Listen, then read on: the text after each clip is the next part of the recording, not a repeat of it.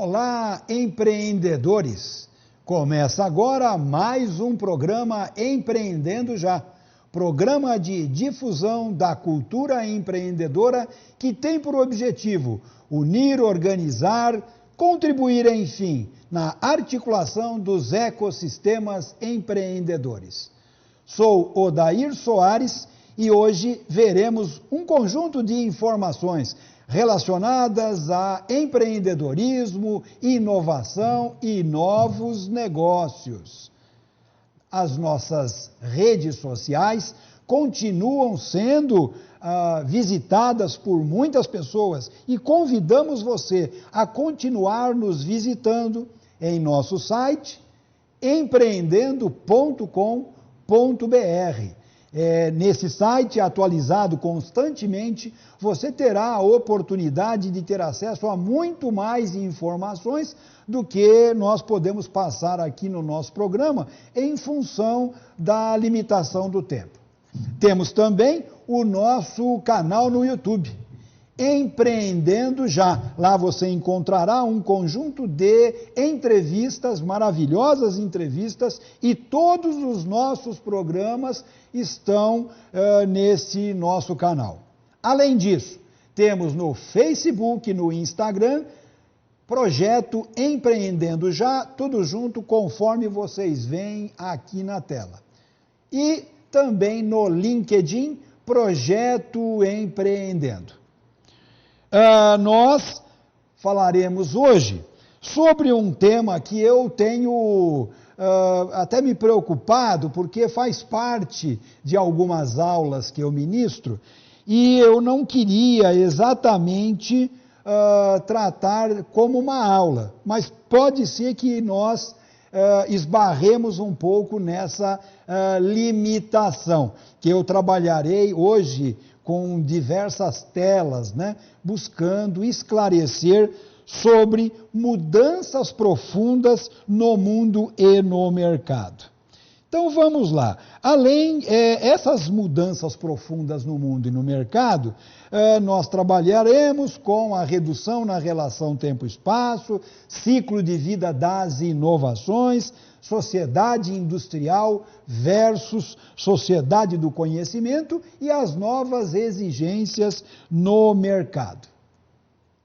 Vem com a gente mudar sua vida e fazer um Brasil diferente. Nosso programa Empreendendo Já conta com o patrocínio de Nova Smart, MAG Seguros e MBA USP Exalc.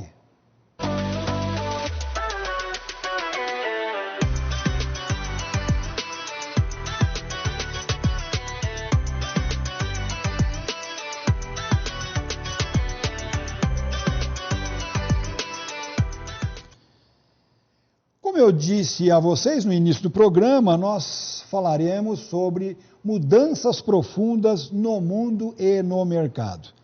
Como vocês podem ver na tela, que trata da redução na relação tempo-espaço, vocês não conseguirão ver aí o que está escrito pequeno, mas eu vou dizendo a vocês. O globo dá a impressão que ele vai ficando cada vez menor, como se tivesse um funil, dando exatamente essa impressão do mundo ficando menor, melhor dizendo. Bem, vejam só, de 1500 a 1840, a humanidade conseguiu a melhor velocidade de 16 km por hora, através de barcos à vela e carruagens. No período seguinte, 1850 a 1930, já atingiu 100 km por hora, portanto, 6 vezes mais do que tinha conseguido em praticamente 3 séculos e meio no período anterior. Nos anos 50, através de aviões a propulsão, 640 km/h, também mais que 6 vezes a velocidade anterior. E nos anos 60 do século passado, 1.100 km/h, o que corresponde praticamente ao dobro, através de aviões a jato. Se nós observarmos, essa relação que nós fazemos, ela mostra o quanto que antes, e cada vez mais que nós avançamos na nossa história, as coisas vão acontecendo muito mais rapidamente. A ideia da nossa evolução, ela acontece num piscar de olhos hoje, coisa que demorava muito mais tempo para acontecer há tempos atrás. E é aí que nós dizemos, né, que ocorreu uma redução na relação tempo-espaço.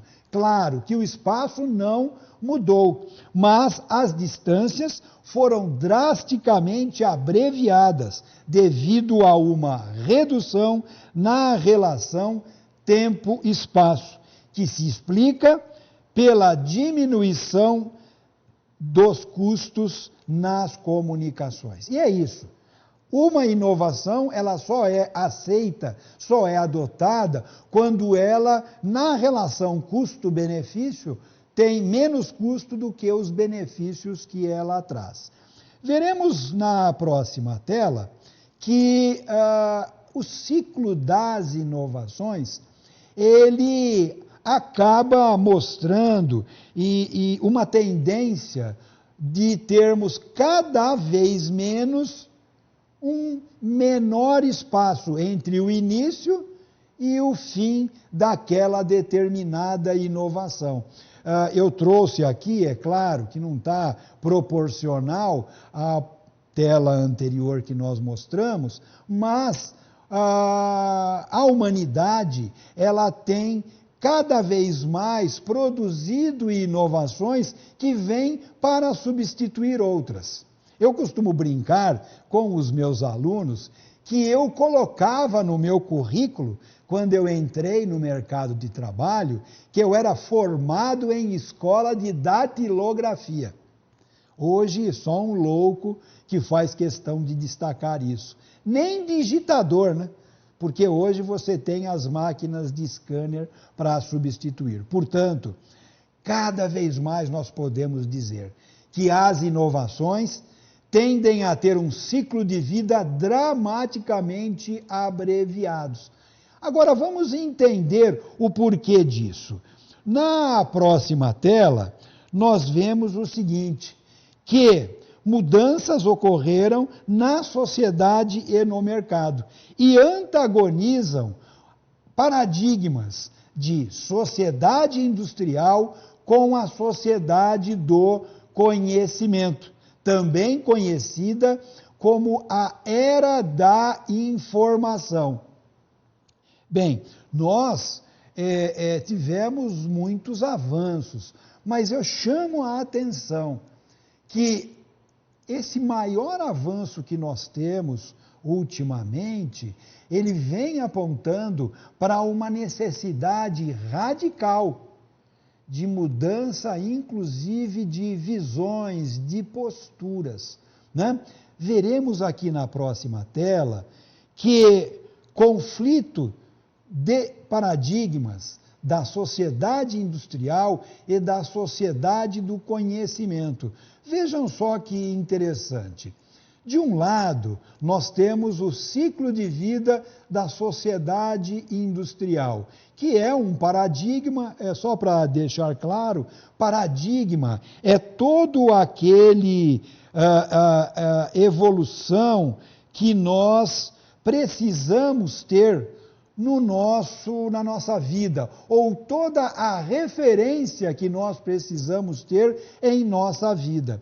Portanto, não existe sociedade sem paradigma. Quando nós falamos em quebrar paradigmas, nós estamos nos referindo aos paradigmas que estão entravando a nossa evolução.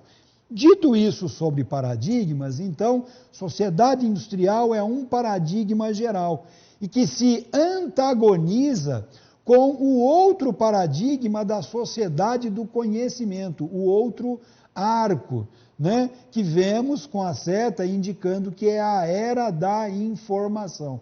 Olha só que interessante, gente, nós termos, claro, dois paradigmas em conflito, e aí nós tivemos nesse paradigma da sociedade industrial praticamente 3 séculos de existência, e ainda ele existe.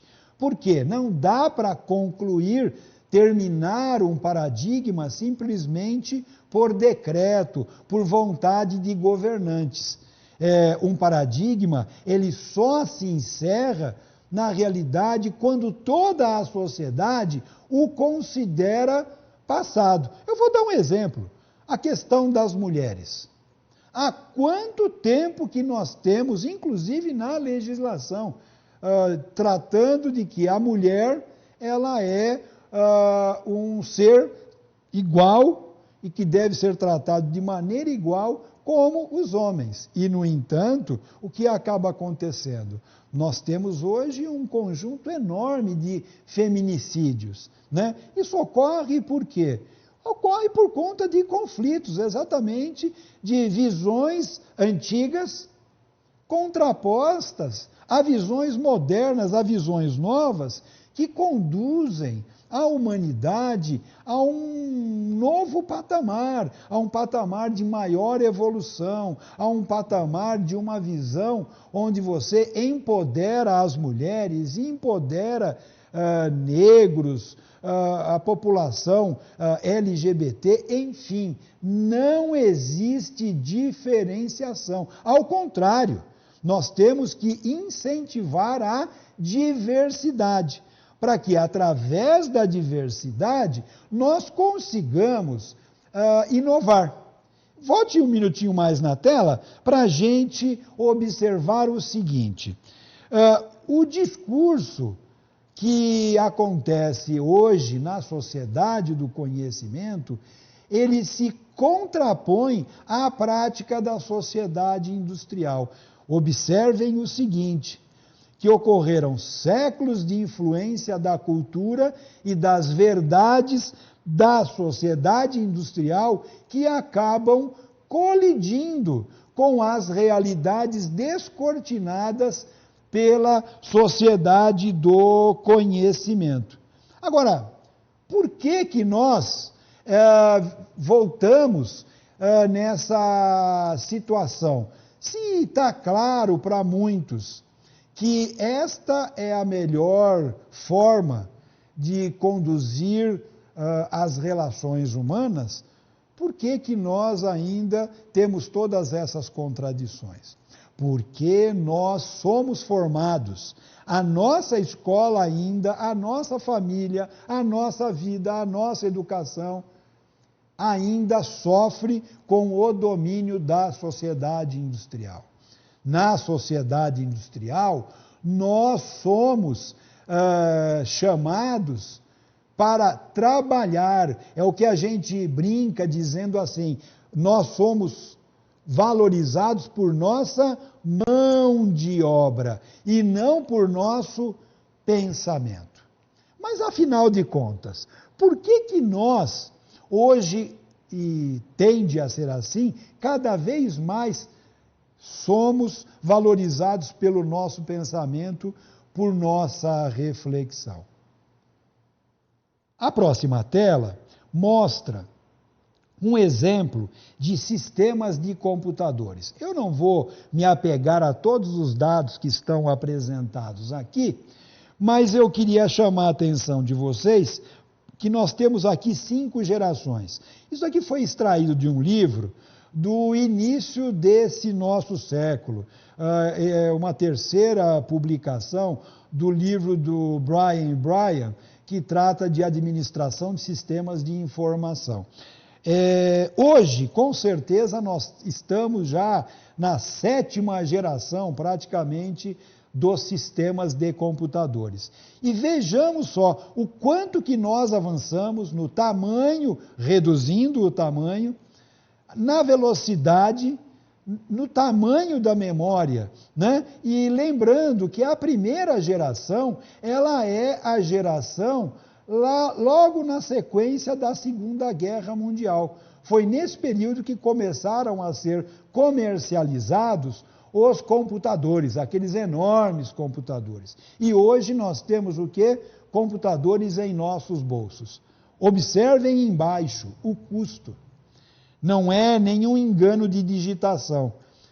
O 1.000.000 de instruções, copie, recorte, delete, lá na primeira geração, logo após a Segunda Guerra Mundial, era avaliado em $10 o 1.000.000 de instruções. Chegamos à quinta geração, mais ou menos lá por volta dos anos 2010, né, com $1 milhar por 1.000.000 de instruções. E eu não duvido se hoje, praticamente na sétima geração, nós estivermos com $1 milhão de dólar, vamos dizer assim, 1 milhão de unidades, né, decimais após a vírgula, de dólares. Por quê? Os custos caíram sensivelmente. Então, com isso, nós podemos dizer que a informática, ela foi um grande impulsionador da possibilidade de acumularmos informações, por um lado, e por outro, de nós podermos também democratizar tal informação, ou tais informações. O que nós tínhamos tanta dificuldade antes, hoje nós temos um acesso muito fácil, muito rápido na internet. Ora, essa situação, eu queria chamar a atenção de vocês para o seguinte aspecto. Ora, se antes nós éramos valorizados pela mão de obra, hoje nós somos mais valorizados pela nossa capacidade de pensamento. Por quê? Porque nós somos cobrados, as empresas são cobradas crescentemente por apresentar ao mercado inovação. E aí eu pergunto a vocês, quem inova? Hoje ainda nós não temos máquinas que inovem. Nós temos a inovação partindo do ser humano. E só é possível a inovação com conhecimento. Não dá, meus amigos, minhas amigas, para inovar sem conhecimento. Precisamos o quê? Dominar conhecimentos para que, linkando conhecimentos, compartilhando conhecimentos, trocando ideias, nós consigamos inovar. O Brasil é muito rico em criatividade, mas infelizmente somos muito pobres em inovação. Por quê? Porque nós temos pouco conhecimento. Esse é um dos grandes problemas. Ora, afinal de contas, onde nós acumulamos conhecimento, nós nos destacamos no cenário internacional. Basta ver a Petrobras, basta ver um conjunto de transplantes, cirurgias plásticas, o etanol, que foi uma inovação brasileira, o carro flex foi uma inovação brasileira. Onde nós dominamos, temos conhecimento, nós temos o quê? Capacidade de inovar. Vejamos então, na próxima tela, o que isso traz para nós de grande mudança no mercado. Por que hoje, e cada vez mais, o mercado cobra reflexão, pensamento, capacidade de tomar decisões, né?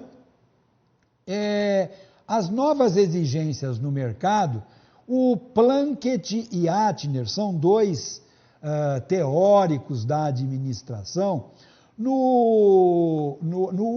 na última década do século passado, nos anos 90, meados dos anos 80, eles começaram a fazer um estudo.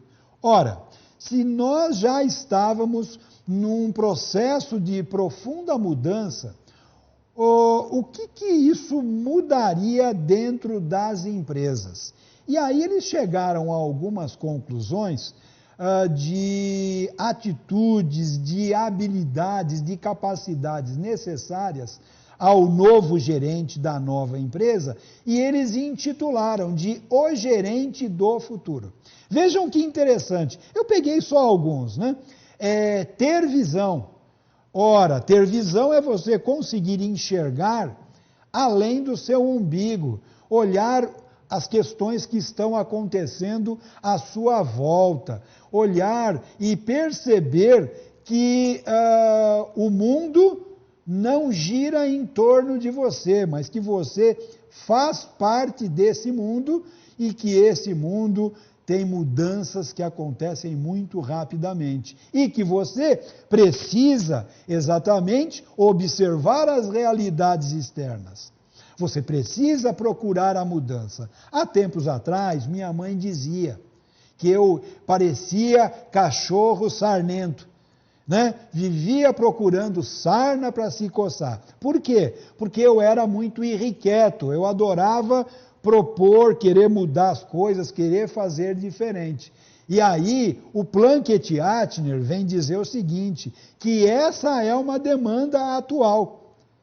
Procurar a mudança. Quem procura a mudança consegue apresentar coisas novas, coisas diferentes. Só vamos voltar para a tela para a gente ver o seguinte. Além disso, é eliminar o medo. Medo do quê? Medo da mudança. Todos nós temos medo, mas quando estamos juntos, em conjunto, nós perdemos esse medo, ou pelo menos diminuímos esse medo. Tem outros itens, mas por último, eles colocam o seguinte, que todas essas novas exigências estão ligadas à exigência maior. Ser obcecado pela qualidade voltada ao cliente. Isto é, o cliente em primeiro lugar. Ora, se é o cliente que nos dá o faturamento, nós precisamos colocá-lo, sem dúvida nenhuma, em primeiro lugar. Bem, um outro aspecto importante, nós vamos mostrar na próxima tela, afinal de contas, nós falamos tanto em ter visão, né? Por que ter visão? O que significa ter visão? E aí eu coloco uma outra pergunta. Por que pensar o futuro? Porque quando nós falamos em visão, nós falamos em olhar o futuro, olhar a nossa volta, olhar as tendências. E aí eu coloquei só essas duas reflexões. Leiam e pensem a respeito disso. O futuro é o lugar em que passaremos o resto das nossas vidas. Pessoal, o presente já está acontecendo, você não tem mais o que fazer.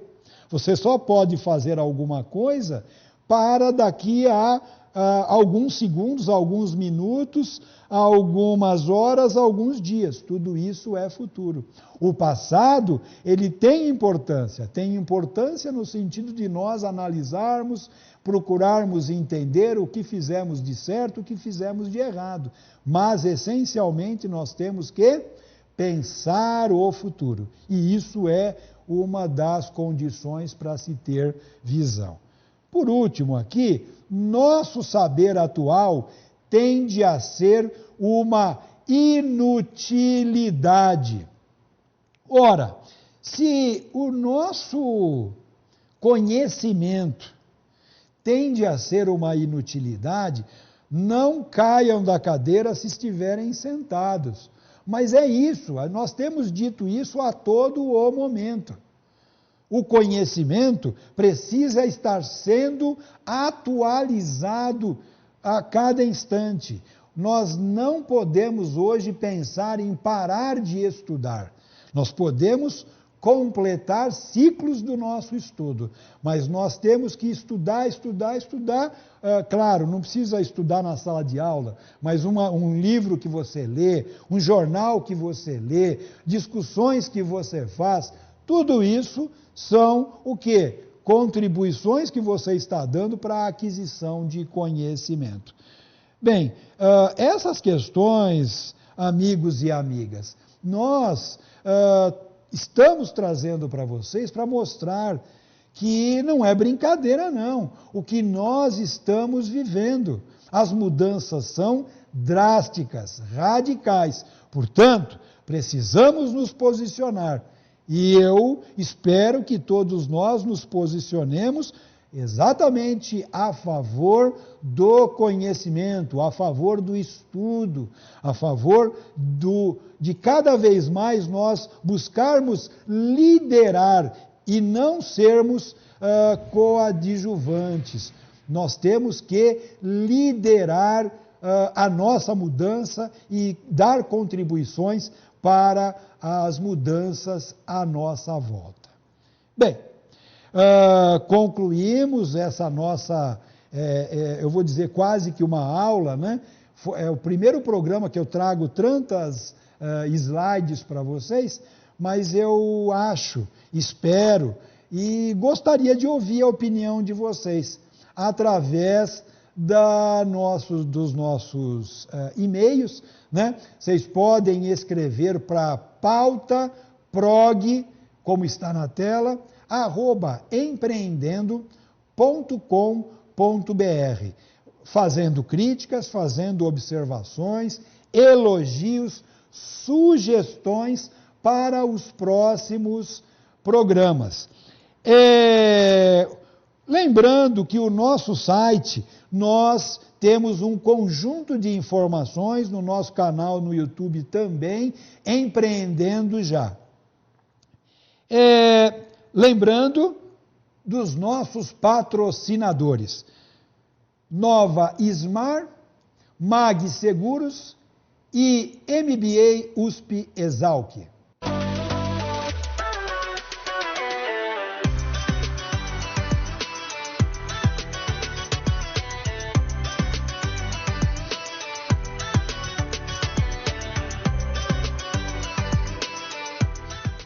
Que pena, chegamos ao final de mais um programa. Até a próxima terça-feira. Vem com a gente mudar sua vida e fazer um Brasil diferente.